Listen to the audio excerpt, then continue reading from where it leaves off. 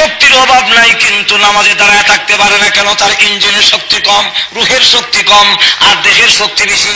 এই জন্য গাড়ি ভাঙতে পারে, রাস্তা বন্ধ করে দিতে পারে, 5 মাইল 10 মাইল মিছিল করতে পারে। যেরকম ঠিক না ঠিক না? রাস্তায় মিছিল দিতে পারে, 10 মাইল হেঁটে চলে যায় মিছিল দেওয়ার জন্য, কিন্তু নামাজে দাঁড়াতে পারে না। এর কারণ হলো যে ইঞ্জিনের শক্তি তার কম। আর অনেক মানুষ এমন আছে কঙ্কালের মতো দেখা যায়, শরীরে শক্তি নাই, কিন্তু বড় হালকা কঙ্কালের মতো। নামাজে দাঁড়ালে দাঁড়ায় দাঁড়ায় এক দাঁড়ানোতে 10 পারা খতম হয়ে যায়। এমনি দেখা যায় শারীরিক শক্তি নাই, তার ইঞ্জিনের শক্তি বেশি। এই জন্য মাহে রমজানের রোজা দেওয়া হলো এক্সট্রা একটা মানে আলগা ইঞ্জিনের শক্তি ঢুকানো হয়। একটা সব যদি করো, সুন্নত নফল যদি আদায় করো, ফরজের সমান সব দেওয়া হবে। ফরজ যদি একটা করো, 70টার সব দেওয়া হবে। এবং এই রমজান মাসে রোজা, তারপরে কোরআন তেলাওয়াত, এরপরে খাতমে তারাবি, এইগুলা দিয়ে বাড়াই দিয়ে সবের সংখ্যা বাড়াই দেওয়া হলো রুহের শক্তি বাড়াবার জন্য। আর খাওয়ান কমাই দিছে, তোমার বডির লোড কমাও। লোড কমাইলে এই 1 মাসে এইভাবে প্রশিক্ষণ দিলে বাকি 11 মাস পর্যন্ত আল্লাহর বিধান অনুযায়ী চলা তোমার জন্য সহজ হবে। যেরকম ঠিক না ঠিক না? গেল এক। আরেকটা বলবো, আরো যখন বলবো, আরেকটা হইল যে এই দেহটার মধ্যে 4টা পদার্থের আসর আছে। যেরকম কয়টা? আরো যেরকম কয়টা? এর মধ্যে একটা হইল আগুন, 2 নম্বর হইল মাটি, 3 নম্বর হইল পানি। যেরকম আছে না নাই? 4 নম্বরটা হলো বাতাস। মজা এখন ঠিক না? এক একটা দোষ আছে। মাটির মধ্যে দোষ হইল খালি আনিস দিস না। মজা এখন ঠিক না? মানুষের মধ্যে এই দোষ আছে নি, খালি শ্বশুর বাড়ির থেকে আনিস দিস না। মজা এখন আছে না নাই? আচ্ছা, আগুনের দোষ 2টা। যেরকম কটা? একটা হলো অহংকার, আর একটা হলো রাগ। মেষ টুকা দিলে আগুন নিচের দিকে যায় না, উপর দিকে উঠে? কোন দিকে উঠে? তাহলে বোঝা গেল তার মধ্যে স্পিডও আছে, আবার উপর দিকে উঠনের যে একটা জোশ, অহংকার এবং তার মধ্যে রাগ, টুকাটা দিলে ফাট করে ওঠে। যেরকম ঠিক ঠিক না? আবার ফাট করে যে উঠে নিচের দিকে যায় না, ফাট করে নিচের দিকে যায় না, উপর দিকে উঠবো আগুন। এটা হলো তার অহংকারের আলামত। মানুষের মধ্যে, এই দেহের মধ্যে আগুনের প্রভাব আছে। এই জন্য আগুনের প্রভাব থাকায় মানুষের মধ্যে রাগ আছে, অহংকার আছে। যেরকম ঠিক না? আরো যখন ঠিক না? মানুষের মধ্যে বাতাস আছে। যেরকম আছে না নাই? বাতাসের কাজ হলো, ছিদ্র যদি ছোট হয়, ছোট ছিদ্র দেওয়া যাবে। আর ছিদ্র যদি একটু বড় করেন, এই ছিদ্র বইলেই যাবে। ছোট্ট ছিদ্রটা বাতাস গেছিল, এখন বড় করে দিচ্ছেন, তো কিছু ফাঁক থাকানোর কথা না, ফাঁক থাকবে না, এটাও বড় হয়। আপনি যত বড় করবেন বাতাসও বড় হবে, বাতাসও প্রশস্ত হয়। খালি বাতাস বড় হতে চায় এবং সে লাগাম মানে না। তার মধ্যে 2টা দোষ। একটা দোষ হইল সে খালি বড় হবে, বড় হতে চায়, প্রশস্ত হতে চায়, প্রশস্ত হতে চায়। 2 নম্বর হইল তার মধ্যে যে 2 নম্বর দোষটা, সেই দোষটা হইল যে সে সবসময় মানে কারো লাগাম মানে না, কন্ট্রোল মানে না। দেখবেন কোন সময় চলে কোন উত্তর দিক থেকে দক্ষিণ দিকে, আধা ঘন্টা পরে আবার দেখা যায় ঘুরে গেছে, এখন কোন দিকে? পূর্ব দিক থেকে পশ্চিম দিকে। আবার কোন সময় দেখা যায় এইভাবে ঘূর্ণি দিয়ে উপর দিকে উঠে। তাহলে বোঝা যায় কোন সময় এমনি চলে, কোন সময় এমনি চলে, কোন সময় এমনি। যেরকম ঠিক না ঠিক না? এই যে তার মধ্যে একটা লাগামহীনতা, এটার দোষ মানুষের মধ্যে আছে। যেরকম আছে না নাই? আরো যখন আছে না নাই? মেম্বার হইলে চেয়ারম্যান, চেয়ারম্যান হইলে এমপি, এমপি হইলে প্রতিমন্ত্রী হইতাম। যদি প্রতিমন্ত্রী হতে পারলে মনে মনে আশা, পুরা মন্ত্রী হতে পারলে গিয়া কামিয়া বললাম। পুরা মন্ত্রী হতে পারলে, প্রধানমন্ত্রী যদি হতে পারতাম, প্রধানমন্ত্রী হলে তার আশা শেষ হয় না, আরো বড় হয়, আরো বড় হইতে চায়। শেষে দেখেন না ওই যে আমেরিকার প্রেসিডেন্ট বুশ, নজর এখন থেকে ঠিক না? তুমি আমেরিকার প্রেসিডেন্ট হচ্ছে তখন নেই না, সারা বিশ্ব তার নিয়ন্ত্রণে নিয়ে আসতে চায়। যেরকম ঠিক না ঠিক না? এই যে একটা রোগ মানুষ প্রহস্ত হওয়া, এটা মানুষের মধ্যে আছে। 2 নম্বর হলো যে লাগাম মানে না, মানুষ যেরকম ঠিক না? আরো যেরকম ঠিক না? আর আমরা প্রয়োজন বলে মিছিল দিব। যেরকম ঠিক না? কারণ সেটাও একটা জেহাদ। জেহাদকে কয়েক প্রকার ভাগ করা হয়েছে। এর মধ্যে প্রথম নম্বর জেহাদ হলো সশস্ত্র লড়াই। যেরকম কোনটা? আরো যেরকম কোনটা? সশস্ত্র লড়াই, এটাই হলো প্রধান। কুতিবা আলাইকুমুল কিতাল, বারবার কিতাল উল্লেখ করা হয়েছে। কিতাল হলো সশস্ত্র লড়াই, যেমন উসামা বিন লাদেন, মোল্লা উমর সেখানে করতেছে, তাদেরটা হলো সশস্ত্র লড়াই। যেরকম ঠিক কিনা? আরো যেরকম ঠিক কিনা? আর আমাদের দেশে এই অবস্থার সৃষ্টি এখনো হয়নি, কারণ সশস্ত্র লড়াই করতে গেলে একজন আমিরুল মুমিনিন লাগবে, সশস্ত্র জেহাদ করতে গেলে একটা রাজধানী ঘোষণা দিতে হবে, এবং আপনার নিজস্ব আর্মি বিডিআর এমন একটা বাহিনী, আর্মির মতো একটা বাহিনী থাকতে হবে। এটা আমরা বাংলাদেশের নাই, সুতরাং আমাদের বাংলাদেশে তো সশস্ত্র লড়াইয়ের কোনো সুবিধা নাই। যেরকম ঠিক না? ঠিক না? এটা আফগানিস্তান আছে। যদি আপনার শরীরে তো জোশ থাকে, জজবা থাকে যে হ্যাঁ আমি সশস্ত্রটা করবো, আফগানিস্তান চলে যান। যেরকম ঠিক না? ঠিক না? আর যেরকম ঠিক কিনা? আর বাংলাদেশে যেহেতু এই অবস্থান নাই, সুতরাং আমাদের এখানে জেহাদ হলো বাতিলের বিরুদ্ধে হক কথা বলা। যেরকম ঠিক কিনা? আরো যেরকম ঠিক কিনা? হোটেল রেস্তোরাঁ বন্ধ হওয়ার জন্য, যাতে হোটেল দিনের বেলা খুলতে না পারে, যেখানে 90% মুসলমান সেখানে রোজা রাখবে না। যদি রোজা না রাখে তাহলে কমসে কম রোজার পবিত্রতা রক্ষা করতে হবে। যেরকম ঠিক না? ঠিক না? তার জন্য প্রতিবাদ করতে প্রয়োজন বোধে রাজপথে গিয়ে মিছিল দিতে কারা কারা রাজি আছেন হাত তুলে দেখান। মাশাআল্লাহ।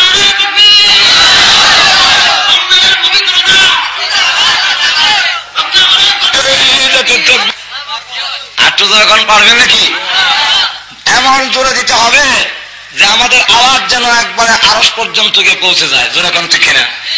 আরো যেরকম বেশি বললাম নাকি? আরো যেরকম বেশি বললাম তো স্লোগানের মধ্যে যদি আবার বলা হয় রমজানের পবিত্রতা, তখন আপনারা বলবেন রক্ষা করো, করতে হবে। যেরকম ঠিক না? যেরকম ঠিক কিনা? না এখনো ফাঁস গেলে যায় নাই। না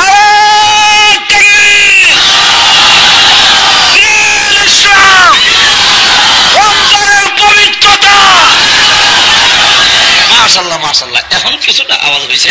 এখন আসুন, 1 নম্বর হলো আপনি আমার চোখের হেফাজত করতে হবে। টেলিভিশন দেখা, সিনেমা দেখা এগুলা বন্ধ করতে হবে। আজকে বাড়িতে গিয়ে টেলিভিশন বন্ধ করে দিতে হবে। যদি বাচ্চা এবং বিবি সাহেব নাটকটা দেখতে হবে বুঝলে না, নাটক উটক সব বন্ধ। যেরকম ঠিক কিনা? আরো যেরকম ঠিক কিনা? টেলিভিশন বন্ধ করতে পারবেন না রমজানের পবিত্রতা রক্ষার জন্য। কে কে রাজি আছেন হাত তুলে দেখান। মাশাআল্লাহ মাশাআল্লাহ, দেখা যায় রাজি। আল্লাহ আপনারা কবুল করুক। সকলে বলেন আমিন। আরো ধরে বলেন আমিন।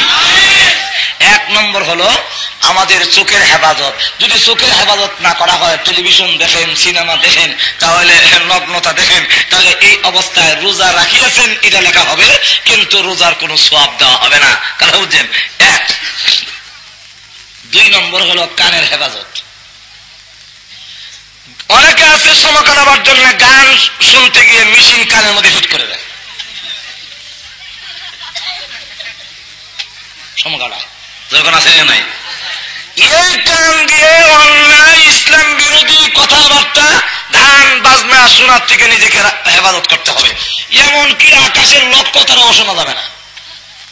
মাজরে কান ঠিক না? আর আমাদের দেশে ইসলামের নামে গান চালু করে দিয়েছে। যেরকম কি চালু করছে? আরো যেরকম কি? ইসলামের নামে অনেক গান আছে, এই গানের নাম ইসলামী গান।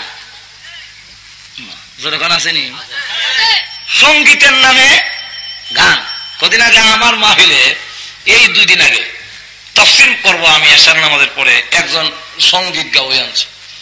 কতদূর একটা সঙ্গীত করবো আমি, সঙ্গীত যদি অসঙ্গীত হয়ে যায় কোন না, খুব ভালো। এরপর যখন থেকে সুবহানাল্লাহ টান মারছে কেউ,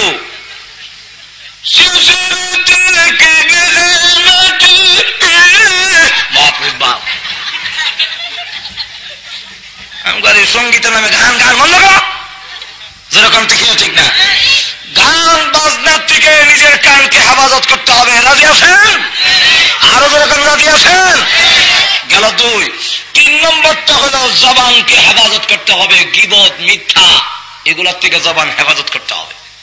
রমজান মাসে তো দিনের বেলা খাওয়ান নাই, না জোয়ান নামাজের পর তো একটা টাইম পাওয়া যায়, যেহেতু খাবার দাবার নাই। মসজিদে বসে রোজাদার হাতে তসবিহ নিয়ে কয় সুবহানাল্লাহ সুবহানাল্লাহ। চলো মধ্যে মৌলভী সাহেব বলি কি তার ছেলে মেয়ে তো একটু কামো লাগলো না, কোনো মানুষ নাই, সুবহানাল্লাহ সুবহানাল্লাহ সুবহানাল্লাহ। উমুককে তাবলীগ করলে কি হবে? যারা বাইরে তাবলীগ করতো, নিজের ঘর ঠিক করছে না। সুবহানাল্লাহ সুবহানাল্লাহ। যেরকম আসেনি এরকম ওদের কোনো আসেনি না নাই? সুতরাং জবানকে হেফাজত করতে হবে। কটা গেল? কয়টা? তিনটা। 4 নম্বরটা হলো সমস্ত অঙ্গ প্রত্যঙ্গকে গুনার কাম থেকে হেফাজত করতে হবে। তাহলে কটা গেল? আরো যখন কয়টা? 5 নম্বরটা হলো হালাল মাল দিয়ে ইফতার করিতে হইবে। কি মাল দিয়া? সারাদিন রোজা রাখলেন আর ইফতারের সময় যদি সুদের টাকা দিয়ে ইফতার করে ফেলেন, মাশাআল্লাহ উপাস রহিয়াছেন, সব নাই। ঘুষের টাকা দিয়ে ইফতার করে ফেলেন, শেষ। তাহলে হালাল মাল দিয়ে ইফতার করতে হবে। যেরকম ঠিক না? কটা গেল? আরো যখন কয়টা? এই 5 শর্ত পালন করে মনে মনে অহংকার এবং দিমাগ দিয়ে চললে হবে না। ইফতারের সময় কাকুতি মিনতি করে বলতে হবে, এই মুহূর্তে আমি তোমার দরবারে ফরিয়াদ জানাই, ইফতারের সময় এসে গেছে। ও আল্লাহ, এই সময় তোমার দরবারে আমার ফরিয়াদ, আমার কথা যেইভাবে রোজা রাখলে তোমার দরবারে কবুল হয়, পছন্দনীয় হয়, সেইভাবে রোজা আমি রাখতে পারিনি। আল্লাহ মেহেরবানি করে আমার এই ছোটখাটা রোজাকে তুমি কবুল করে নাও। কাকুতি মিনতি করে আল্লাহর দরবারে রোজা পেশ করতে হবে।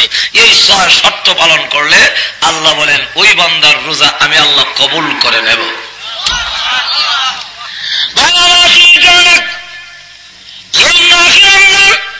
সামনে যে রমজান মাস আসতেছে, এই রমজান মাসে যদি সঠিকভাবে আমরা ইবাদত বন্দী করতে পারি, তাহলে আল্লাহ রাব্বুল আলামিন এই রমজান মাসের ইবাদতের বিনিময় তামাম জীবনের গুনাহ মাফ করে দিয়ে পরকালের নাজাতের ব্যবস্থা করে দিবে। সামান্য ওই লোকটা সংবরণ করতে পারি না, রমজান মাসে দিনের বেলা হোটেলের মধ্যে লাল পর্দা টাঙ্গায় দিয়া আমরাও খাই, আর হোটেলওয়ালারাও সামান্য লোভের আশায় এই যে অবৈধ কাজ করতেছে, সামান্য 10,000 টাকা লাভ হলো, কিন্তু আল্লাহ যদি আবার এভেন্টিসাইডের একটা ব্যথা এদিক দিয়া দিয়া দেয় 20,000 লাগবো। জোরে কোন ঠিক না? ঠিক না? আরো জোরে কোন ঠিক না? সাধারণ একটি অপারেশন যদি আল্লাহ তোমাকে এভেন্টিসাইডের ব্যথা দিয়ে দেয়, ডাক্তার সব বলবে ঠিক আছে অপারেশনের থিয়েটারে যান, সেখানে যাওয়ার পরে অপারেশন করে হাসপাতাল থেকে ক্লিনিক থেকে বের হয়ে আসতে দেখবেন 20,000 নাই। এদিকে লাভ করছিলেন 10,000, এখন গেল 20,000। কয় আল্লাহ বুঝে, কয় আল্লাহ বুঝল।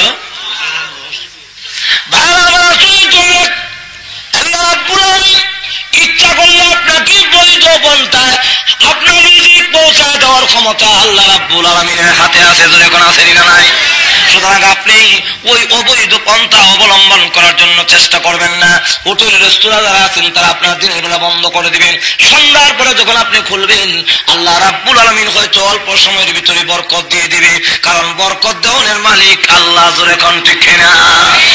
আল্লাহ রাব্বুল আলামিন যদি বরকত দিয়ে দেন, অল্প দিয়ে অনেক কিছু হয়ে যেতে পারে। এই জন্য অবৈধ পন্থায় না গিয়া বৈধ পন্থায় যদি এক মাসের রমজানের রোজা আমরা প্রস্তুতি গ্রহণ করে আল্লাহ কোরআন শরীফ শুনতে পারি। আল্লাহ রাসূল হাদিসের মধ্যে উল্লেখ করেছেন, এই রোজা এবং ওই কোরআন শরীফ নামাজে দাঁড়িয়ে আল্লাহর কোরআন শরীফ শুনলাম, কিয়ামতের ময়দানে আল্লাহর দরবারে সুপারিশ করবে।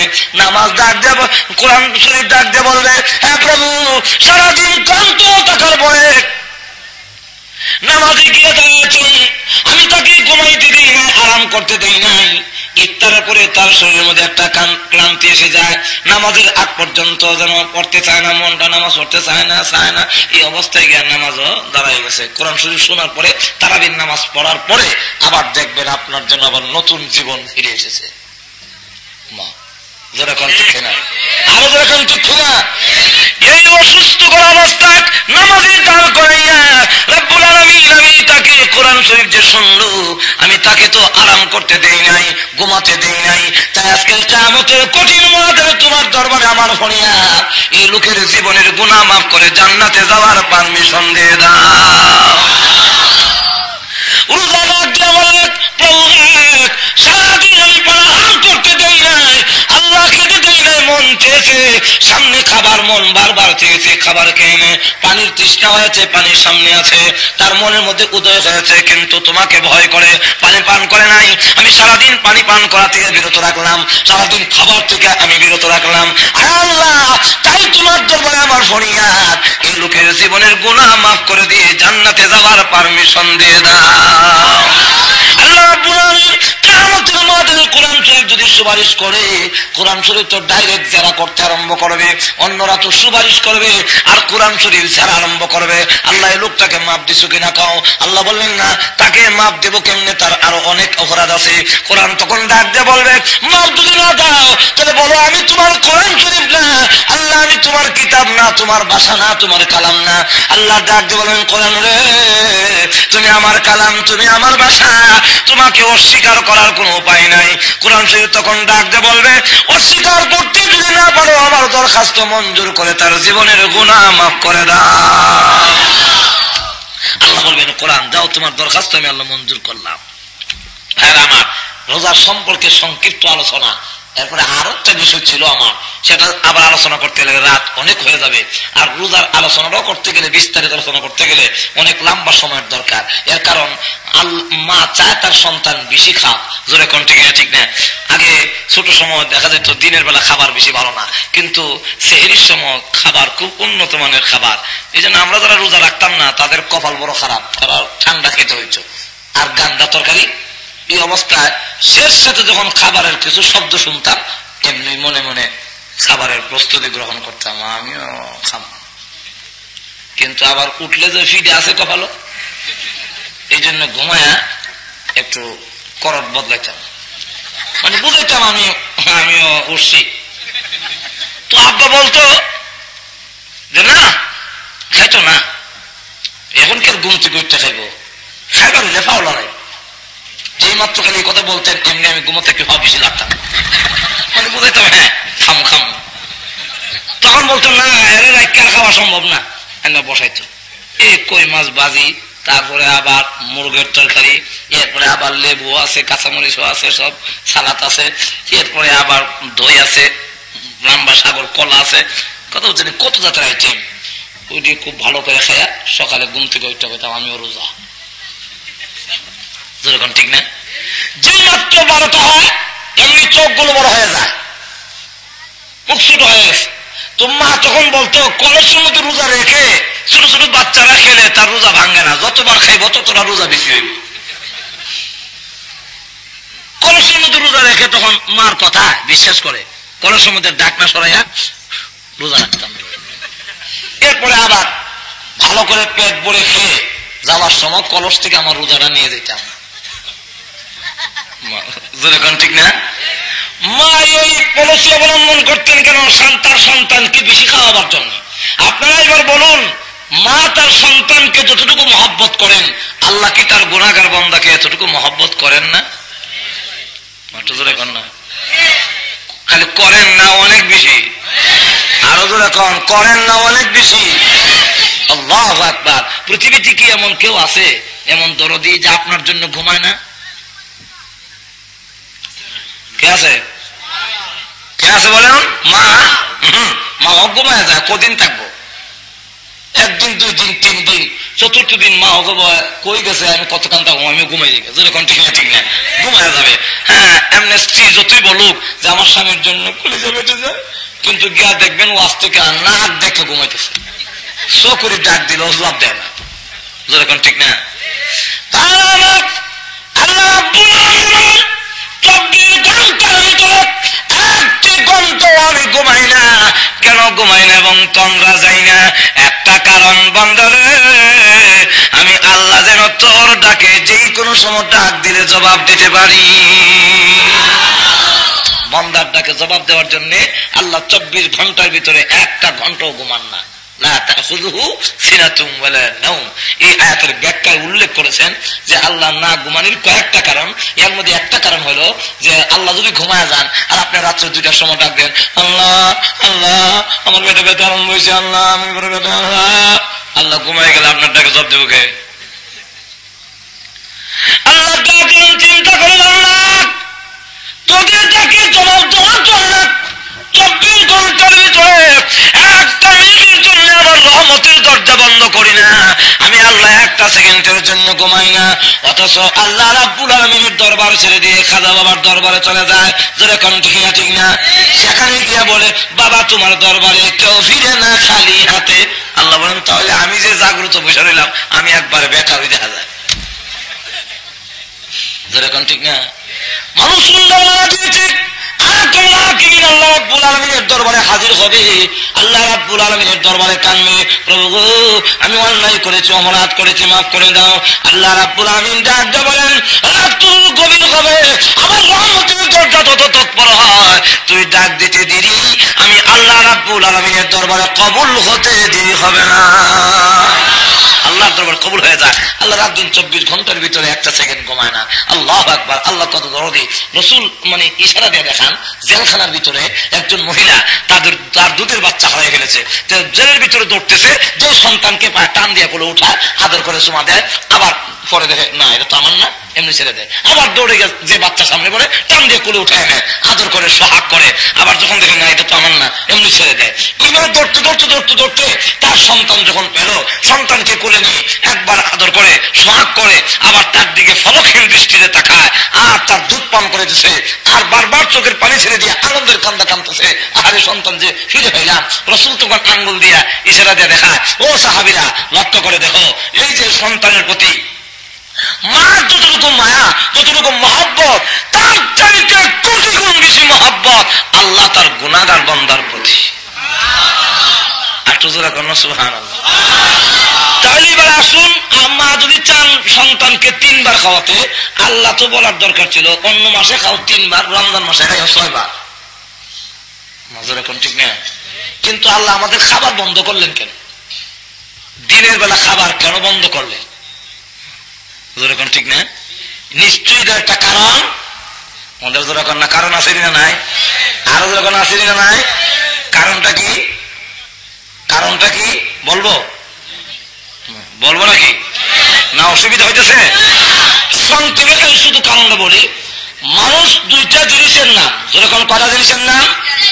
একটার নাম হলো বডি, আর একটা হলো ওই যে রূহ। একটার নাম হলো জীব আত্মা, একটার নাম হলো পরমাত্মা।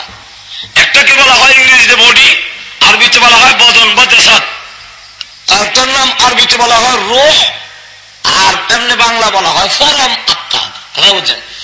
এই যে আত্মাটা, এই 2টা জিনিসের সমন্বয়ের নাম হলো মানুষ। শুধু দেহের নাম মানুষ নয়, শুধু রূহের নাম মানুষ নয়।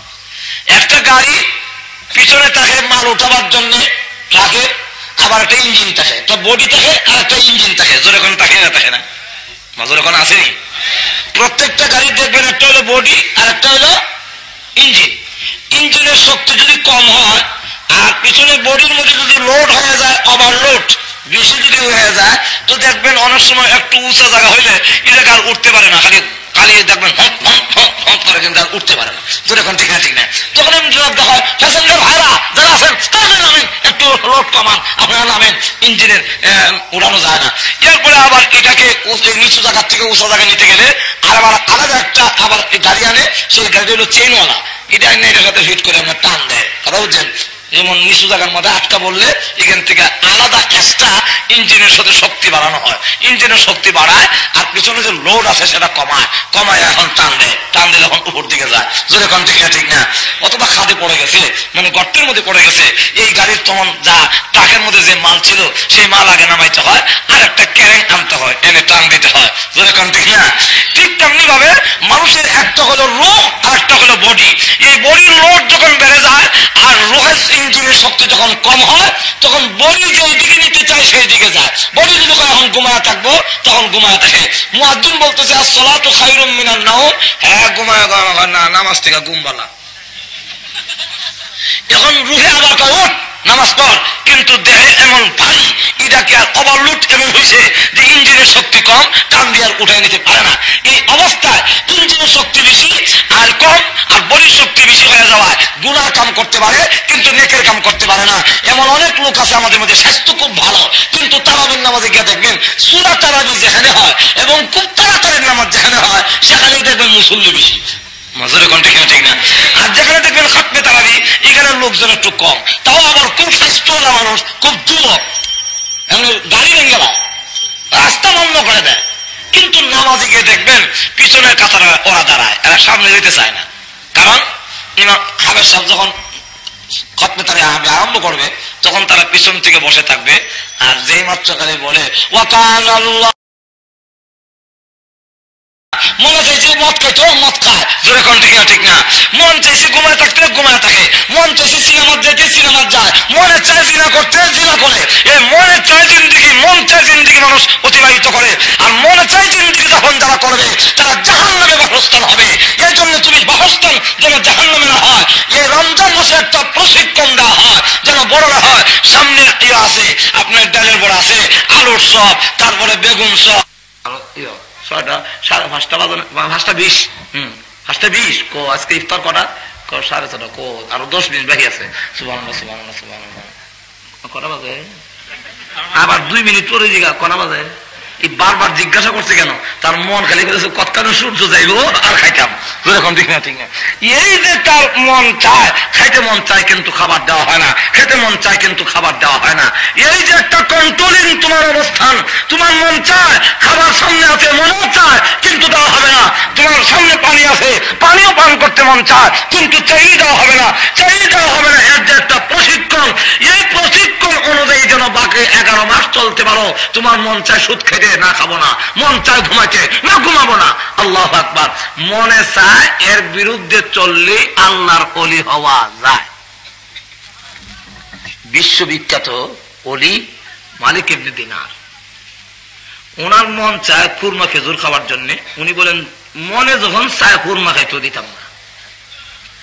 40 বছর ধরে খুরমা খেজুর মনে চায় খাওয়ার জন্য, কিন্তু উনি দেন না।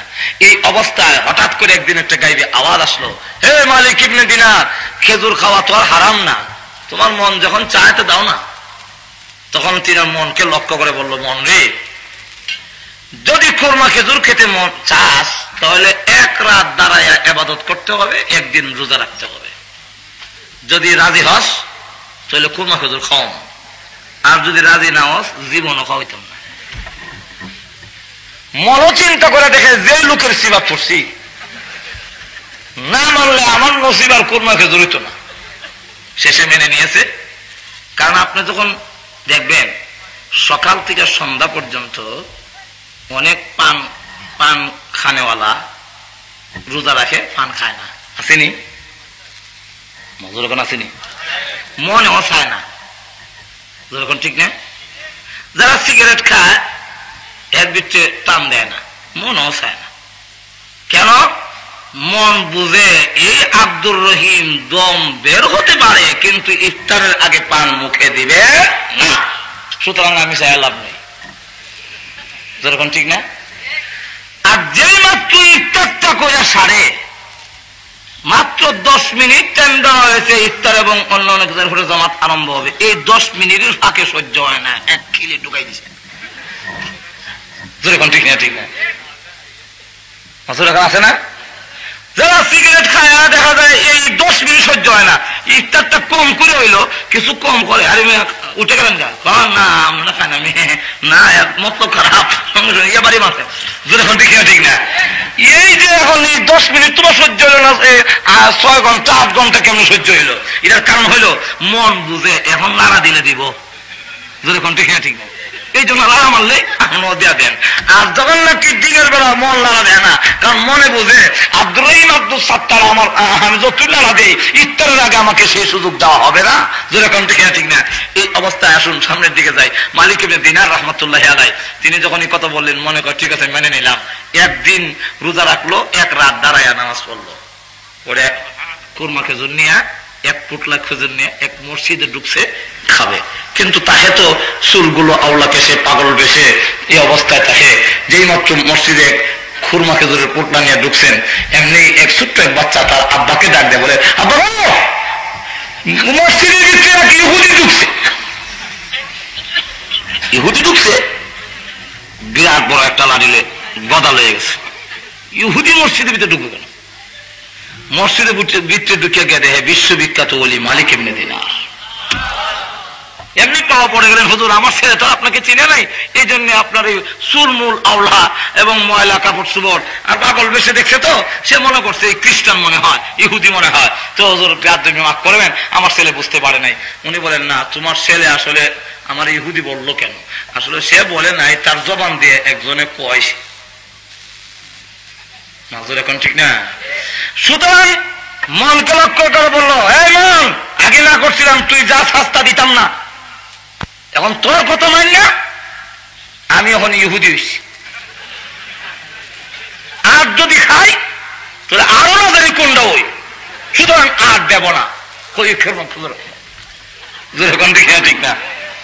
এই যে মনে চায়, যখন লোকে মনে চায়, মনে চাইলে দিবে না, যখন মনে চাইলে দিবে না, দিবে না, দিবে না, দিবে না, দিবে না, দিবে না, এমন একটা অভ্যাস করতে করতে আপনার মন মুতমাইন হয়ে যাবে, আপনার মন প্রশান্ত মন হয়ে যাবে, আর সিনেমা দেখতে মন চাবে না। বিশ্বাস যদি না করেন, যারা নাকি নাটক দেখেন আরো দেখতে মন চায়, যারা দেখেন আরো দেখতে মন চায়, সিনেমা যারা দেখেন আরো দেখতে মন চায়, আরো দেখতে মন চায়, আরো দেখতে মন চায়, কিন্তু আমাদের সিনেমা দেখতেও মনে চায় না, নাটক দেখতেও মনে চায় না, কারণ নাটকের মজাই বুঝি না। মজুর এখন ঠিক না? ঠিক না? সিনেমার মজা বুঝি না, কারণ সিনেমা যখন দেখছি না আর নাটক যখন দেখি না, সুতরাং এটা যে কি মজা এটা বুঝি না। আপনি যত দেখবেন তত চাহিদা বাড়বে। আর আজকের থেকে তওবা করেন, আপনি 1 মাস পর্যন্ত বন্ধ রাখেন, নাটক দেখবেন না, সিনেমা দেখবেন না, এরপরে 1 মাসের পরে দেখবেন সিনেমা দেখবো, না নাটক, মানে একটু মন শান্ত হয়ে গেছে। জোরে কোন ঠিক না? ঠিক না? আল্লাহ রাব্বুল আলামিন বলেন, এমন মনগুলোকে মৃত্যুর সময় তাদেরকে তেলাওয়াত করে শোনাইয়া আর এই কথা বলা হবে, ইয়া আইয়াতুহান নাফসুল মুতমাইন্না ইরজি ইলা রাব্বিকি রাদিয়াতান মারদিয়া ফাদখুলি ফি ইবাদি।